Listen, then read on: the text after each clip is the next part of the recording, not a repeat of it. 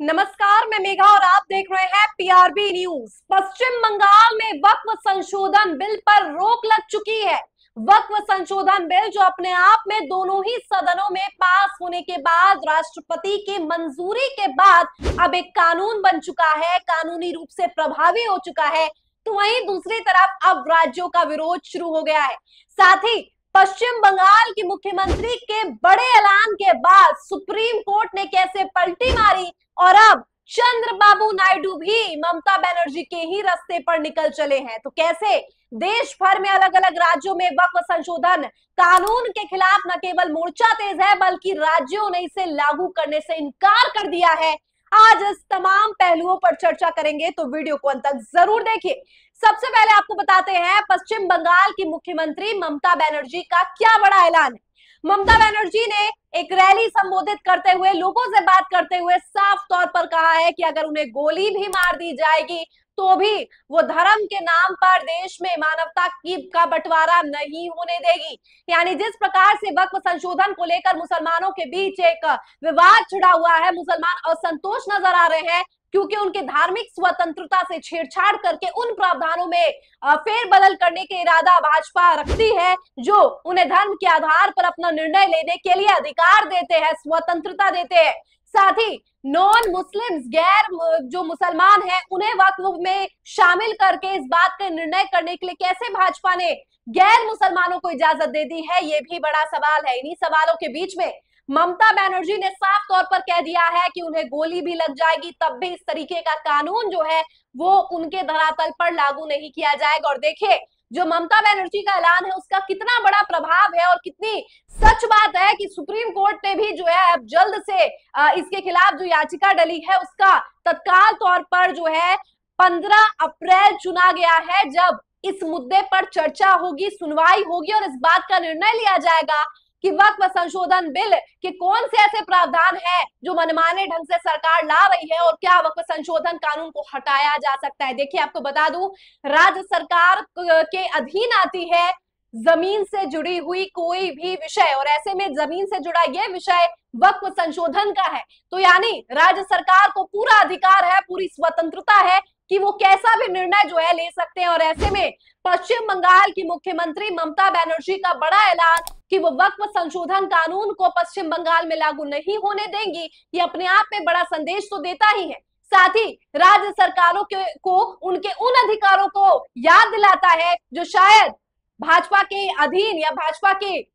अध्यक्षता में, भाजपा के लीडरशिप में तमाम जो राज्य है, जो नॉन बीजेपी राज्य है, वो भूल गए हो। यानी ममता बनर्जी का ये बड़ा ऐलान उन राज्यों के लिए सबक है कि अगर आप चाहते हैं कि स्टेट लिस्ट के उन विषयों के साथ अगर भाजपा खिलवाड़ करती है तो आप अपने वोटर्स, आप अपनी जनता को संरक्षित करने के लिए, उनके अधिकारों को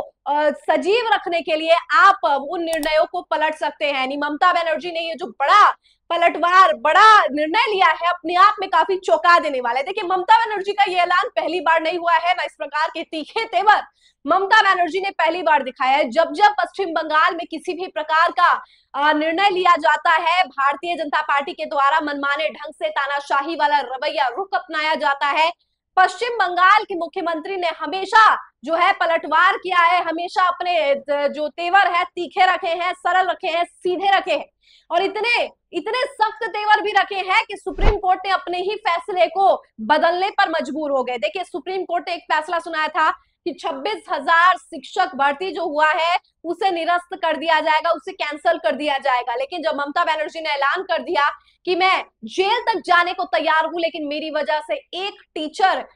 की जो भर्ती है, एक टीचर जो है वो अपनी नौकरी से हाथ नहीं धोएंगे, तो इससे सुप्रीम कोर्ट इतना जो है, मैं कहूं कि फिर से उन्हें अपने निर्णय को संकोच हो गया, उन्हें फिर से अपने निर्णय को टटोलना पड़ गया और सुप्रीम कोर्ट ने एक हफ्ते के अंदर अपने ही आदेश को निरस्त ठहरा दिया, डाइल्यूट कर दिया और जो सुप्रीम कोर्ट ने पहले शिक्षक भर्ती को लेकर फैसला सुनाया था उस फैसले को वापस ले लिया। और सबसे दिलचस्प बात है कि शिक्षक भर्ती के समय जिसकी अध्यक्षता में सुप्रीम कोर्ट में सुनवाई हुई थी वो थे जस्टिस संजीव खन्ना। वही जस्टिस संजीव खन्ना जिनकी अध्यक्षता में 15 अप्रैल को वक्फ संशोधन की सुनवाई होने वाली है। और सोचिए, 15 अप्रैल से पहले अभी 9-10 अप्रैल में ही किस प्रकार के तेवर ममता बनर्जी के द्वारा दिखा दिए गए हैं। और अब एक बार फिर से इस बात को सोचा जा रहा है, अनुमान लगाया जा रहा है कि शिक्षक भर्ती में जो बड़ा फैसला सुप्रीम कोर्ट ने अपने ही फैसले से पलटी मार ली थी एक हफ्ते के अंदर, तो हो सकता है वक्फ संशोधन में भी बड़ा कुछ पश्चिम बंगाल के लिए देखने को मिले। देखिए, पश्चिम बंगाल में तो माहौल पूरा गर्म है। मुर्शिदाबाद में प्रोटेस्ट हुआ, किस प्रकार से आगजनी हुई, पुलिस कर्मियों का दावा है कि उन पर पथराव हुआ, जिसके चलते लोगों को अरेस्ट किया गया, आंसू गैस के गोले छोड़े गए, लाठीचार्ज की जाए, नहीं पूरा जो है आगजनी में से एक तरीके से पश्चिम बंगाल जो इस वक्त दहला हुआ है। वहीं दूसरी तरफ चंद्रबाबू नायडू भी ममता बनर्जी पश्चिम बंगाल की मुख्यमंत्री से ही प्रेरित दिख रहे हैं। देखिए, इस बात में कोई दो राय नहीं है कि टीडीपी ने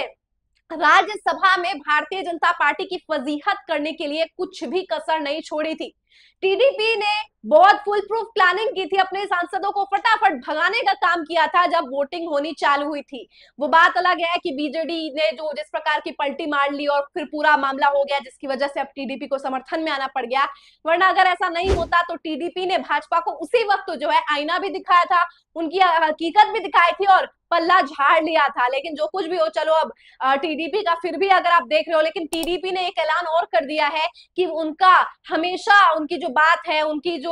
पक्ष है, उनका जो झुकाव है वो मुसलमानों के प्रति रहेगा। और इसके लिए अगर राज्य सरकार को बाद में कुछ कड़े फैसले सुनाने पड़े, किसी नियम को अपहेल्ड करना पड़े, कुछ बदलाव भी करना पड़े, तो वो पीछे नहीं हटेंगी। तो सबसे बड़ा सवाल है कि टीडीपी के लीडर चंद्रबाबू नायडू जो उस वक्त राज्यसभा में बड़ा खेला करने के फिराक में थे और अब ये कह रहे हैं कि राज्य सरकार कुछ बड़ा निर्णय लेकर कुछ कानून हटा भी सकती है, जो प्रावधान मुसलमानों के विरुद्ध जाएंगे उन्हें अपहेल्ड कर देगी, उसे हटाने का भी काम किया जा सकता है। तो क्या पश्चिम बंगाल में जो आग सुलगी है, उसका जो धुआं है, जो चिंगारी सुलगी है, उसका फुल रूप आग टीडीपी या कहूं कि आंध्र प्रदेश में देखने को मिल रहा है। क्योंकि आंध्र प्रदेश में चंद्रबाबू नायडू का ये बड़ा ऐलान अपने आप में बताता है कि कैसे अब इस वक्त वक्फ संशोधन बिल कानून तो बन गया है, लेकिन ना ही पश्चिम बंगाल में लागू होगा और आंध्र प्रदेश में भी उन प्रावधानों को हटाने की बात चंद्रबाबू नायडू ने कही है, जो बताता है